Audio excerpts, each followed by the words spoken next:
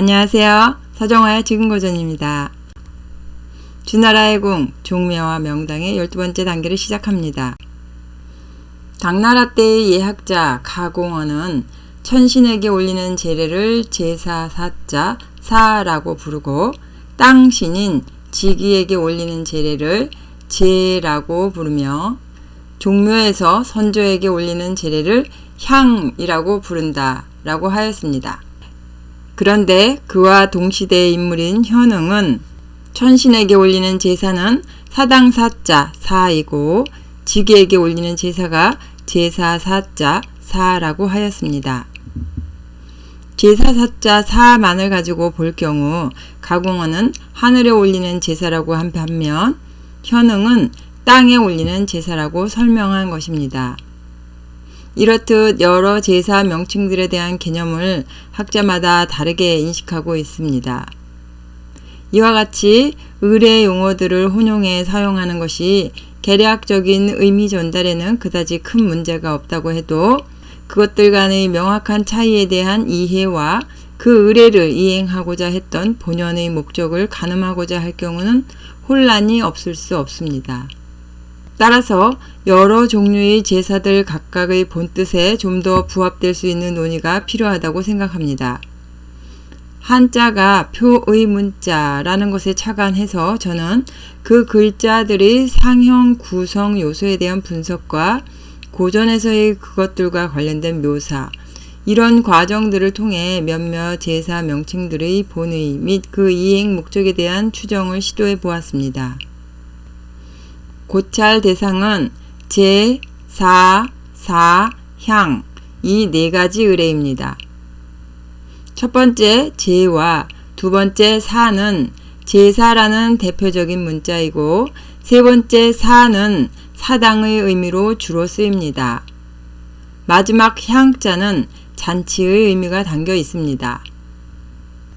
제사 제자는 잘 알려져 있듯이 육류, 고기, 제물로 사용하는 일반적인 제사를 말합니다. 대부분의 제사 용어에 등장하는 귀신, 보일, 시자와 그 위로 육류와 오른손을 포함시켜서 제물로 쓰는 고기를 손에 들고 있는 모습의 글자입니다. 따라서 제사 제자는 외형적인 제사용 제물을 표현한 것이라 할 수 있습니다. 후한 때 허신이 저술한 설문해자에서는 제사사자, 사란, 몸이 없는 이에게 제사하는 것이다 라고 하였습니다. 뱀사자와 몸기자 그리고 이미이자는 한문 고전에서 서로 호환해서 사용되는 것들입니다. 제사 제자는 몸이 사라진 상태의 존재인 이미 돌아가신 분, 즉 선조에게 그 몸이 현존해 있다는 상상하에 올리는 제사인 것입니다. 청나라 때 단옥제는 제사 사자에 대해 다음과 같은 설명을 부가하고 있습니다. 사란, 몸이 없는 이에게 제사하는 것이다. 설문해자의 이 말을 분석해보면 이미 몸이 없어진 존재에게 제사 지냄을 사라고 하는데 글자가 사자로부터 만들어졌지만 풀이는 사, 즉 몸이 없음이라고 한다. 이것은 일테면 마침에는 새로운 시작이 있음의 의미이다. 단옥제가 말하고자 한 것은 이렇습니다. 즉 제사 사자 속에 있는 뱀사자는 보통은 뱀사자로 읽더라도 그 본뜻은 몸을 의미하는 몸기자인 것입니다. 뱀사자 모양이 갑골문과 금문에서 사람이나 어린아이를 나타내는 형태로 표현되고 있습니다. 이로 보아 몸이라는 의미로 쓰이는 몸기자와 비슷한 모양의 이 뱀사자는 시동을 의미한다고도 할 수 있습니다. 옛날에는 선조 제사를 지낼 때 망자의 후손 중에 어린아이를 신이 놓는 자리에 앉혔다고 합니다. 그 아이를 시동이라고 부릅니다. 사전적 의미에서의 시동은 제사 지낼 때 신이 놓는 자리에 신이 대신 그 자리에 앉히던 어린아이를 말합니다. 고대 경전에서는 시동이라는 단어보다 시라는 단어로 기록되어 있습니다. 춘추자전 기록을 통해 보면 어린아이가 아닌 나이 든 어른이 시동 역할을 하는 모습이 묘사되고 있습니다. 제사에 시가 등장하는 것은 고대의 예경인 의례와 예기에서 많이 볼 수 있습니다. 제사 사자 속에 있는 뱀 사자가 시동을 말하는 것이든 또 망자가 되어서 이미 몸이 사라진 과거에 몸이 있었던 그러나 현재는 없는 그런 상태의 인귀를 말하는 것이든 그 두 가지 모두 천신이나 지기 혹은 산천신 등과 같은 천지 자연신이 아닌 선조를 위한 제사임에는 분명해 보입니다. 따라서 제사 사자는 제사받는 그 대상이 천신도 지기도 아닌 인귀라고 명확히 정의된 이름이라 할 수 있습니다. 그렇다고 한다면 앞에서 주례에 대한 가공원의 설명에서 천신에게 올리는 제사를 사라고 했던 그의 언급은 주공이 천신과 부합되는 상제에게 선친인 문왕을 배양했던 사례를 기반으로 설명한 것이 아닌가 생각됩니다.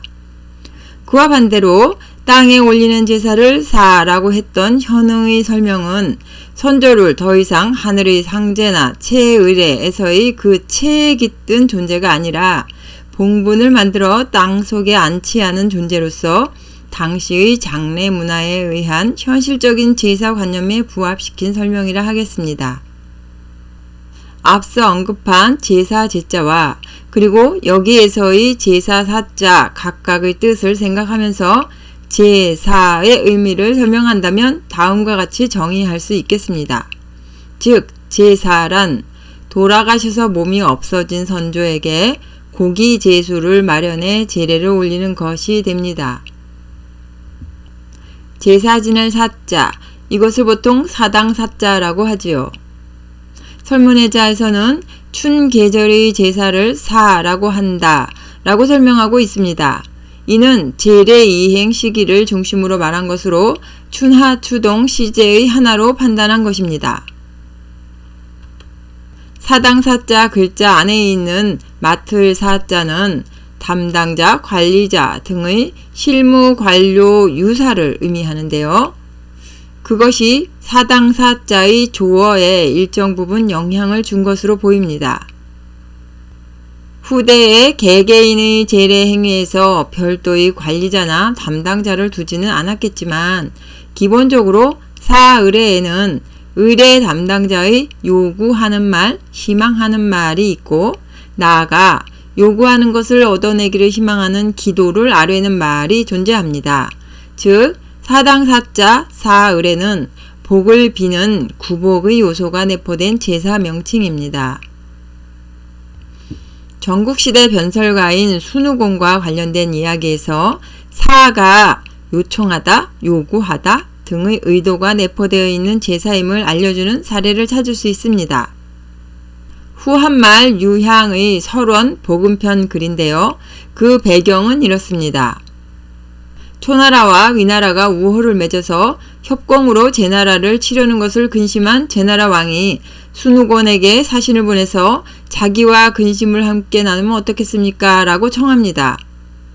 순우곤이 크게 웃기만 하고 아무 응답이 없자 왕이 제차 3차로 사신을 보냅니다. 계속 똑같은 반응에 왕이 화가 나서 과인의 나라를 가지고 희롱하는가? 라고 역정을 냅니다. 이때 순우곤이 했던 대답입니다. 번역문을 읽겠습니다. 순우곤이 대답하여 말하길 제가 감히 임금님의 나라를 가지고 희롱하지 못하지요. 저는 제 이웃이 농토에서 사제사를 하는 것을 보고 웃은 것입니다.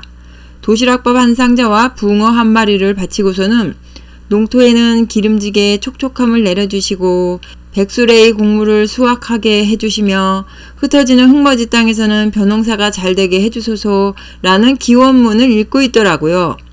변변치 않은 제물로 사제사를 올리면서 요구하는 것은 굉장한 것들이니 웃었지요. 왕이 그래 훌륭하군 이라 하고는 그에게 천금의 제물과 전투용 가죽술의 100대를 내려주며 상경으로 삼았다. 사당 사자 사제사는 제사 사자 사제사의 형식을 취하기도 하지만 그렇지 않기도 합니다. 즉 사당 사자 사제사가 그것이 원하는 것을 얻고자 하는 구제 구복의 기도를 목적으로 하는 것이기 때문에 그 대상은 선조의 인귀인 사를 포함해서 천신과 지기 그리고 온갖 신기 등 모든 종류의 신들이 그 범주에 들어갑니다. 다시 말해 제사 사자 사는 몸이 있었던 지금은 없어진 인귀만을 대상으로 하지만 사당 사자 사는 상제와 같은 하늘의 신, 산천신과 같은 자연의 신, 인귀인 조상신 등 그 대상을 가리지 않습니다. 그렇기 때문에 의례의 이행 장소 역시 종묘와 같은 어떤 특정한 장소로 제한하지 않습니다. 무언가를 요구하면서 얻고자 빌 때에는 제수를 풍성하게 바치게 되는데요. 선조에게 제사할 때에도 살아계신 듯이 모신다 라는 취지로 역시 제수를 풍족하게 바치게 됩니다. 그러한 사당 사자 사제사와 제사 사자 사제사의 공통점 때문에 사당 사자 사제사 의례가 바로 선조에게 음식을 크게 베푸는 제사 형식으로 인식되기도 하였습니다. 설문해자에서 사는 춘 계절의 제사이다 라고 설문하였다 했죠. 그보다 앞서 전한 때에 성서된 춘추 공양전 역시 춘 계절은 사제사이다 라고 똑같은 설명을 했습니다. 허신보다 약간 후대 사람인 하휴는 춘추 공양전의 그 문장에 다음과 같은 주석 설명을 하고 있습니다. 사당 사자 사는 먹게 해드리는 것과 같다. 효자가 부모를 그리워하며 후사를 잊고 돌아가신 그분을 먹게 해드리기 때문에 사라고 한다. 결국 사당 사자 사의례의 이와 같은 특성 때문에 선조의 영귀를 모시기 위해 별도로 조성된 당이라는 건축물이 처음 형성되었을 때 그 명칭을 사당으로 정하게 된 것이 아닌가 생각합니다. 바로 그 사당을 본원적인 의미로 정리하면 다음과 같습니다. 돌아가신 몸인 사에게 양육하는 사를 해드리는 건축물이 됩니다. 이번에는 향에 대해 살펴보겠습니다. 당나라 때의 예경학자인 가공원은 향을 종묘에서의 선조에 대한 제례라고 설명하였습니다. 이것은 향이 천신, 지기, 인귀 중에 바로 인귀에 대한 제례임을 말한 것입니다. 향자는 누리다, 잔치를 열다 등의 의미로도 사용되는데요. 생고기가 아닌 곧바로 먹을 수 있도록 삶아서 익힌 음식, 삶을 팽자의 뜻을 내포하기도 합니다. 따라서 이 향의례는 제사의식을 진행한 이후에 제사에 사용한 삶은 고기로 그 자리에서 모인 친족들이 함께 잔치를 벌이는 데에 초점이 있다고 할 수 있습니다. 이와 같이 익힌 음식을 진상하는 형태를 띠고 있는 향은 오늘날 일반적으로 이루어지는 기제사나 명절 때의 차례와 유사한 것입니다. 따라서 의례 진행의 목적과 방식에 있어서 향의례는 앞에서 언급한 다른 제사들과 명확히 구별된다 하겠습니다. 즉 제사 지낸 생고기를 나누어 받아서 각자의 집에서 소비하는 것이 아니라 제사 지낸 그 장소에서 모인 사람들이 함께 파티 절차로 이어가는 점이 향의례의 특징이고 지금의 우리에게도 아주 친숙한 제사 형태입니다. 이하 석고편에서 향은 효이다 라고 설명하였습니다. 이하는 허신의 설문해자보다 먼저 지어진 현존하는 중국 최초의 자전입니다. 저자는 알 수 없습니다. 이렇듯이 향은 천신이나 지기가 아닌 바로 인귀에게 효성을 표현하는 제사로서 그 제사의 대상을 선조로 둔 여러 자손들이 중심이 되어서 올리는 근친의 친족들 간의 잔치 행사와 병행된 제례인 것입니다. 지금까지 제사 제자, 제사 사자, 사당 사자, 잔치 누릴 향자 이렇게 네 가지 종류의 제례에 대해 그 자의적인 개념을 중심으로 살펴보았습니다. 제사 제자는 고기를 제물로 사용하는 제사인 동시에 일반적인 제사를 통칭합니다. 제사 사자는 돌아가셔서 몸이 없어진 인귀를 위한 제사 개념이 됩니다. 사당 사자는 복을 달라고 피는 구복적인 요소가 있는 제사이며 따라서 제사 대상에게 바치는 풍성한 제물이 요구됩니다. 잔치 누릴 향자는 선조에게 제례를 진행한 직후에 바로 그 제사 음식으로 참석자들의 잔치가 이어지는 제사입니다. 특징적인 부분을 집어서 짧게 표현한다면 이렇게 말할 수 있겠습니다. 제사 제자는 고기 제사, 제사 사자는 인귀 제사, 사당 사자는 풍성한 제물 제사, 잔치 누릴 향자는 파티 제사. 이것을 끝으로 단행본 주나라의 궁 종묘와 명당에 대한 정리를 마칩니다. 감사합니다.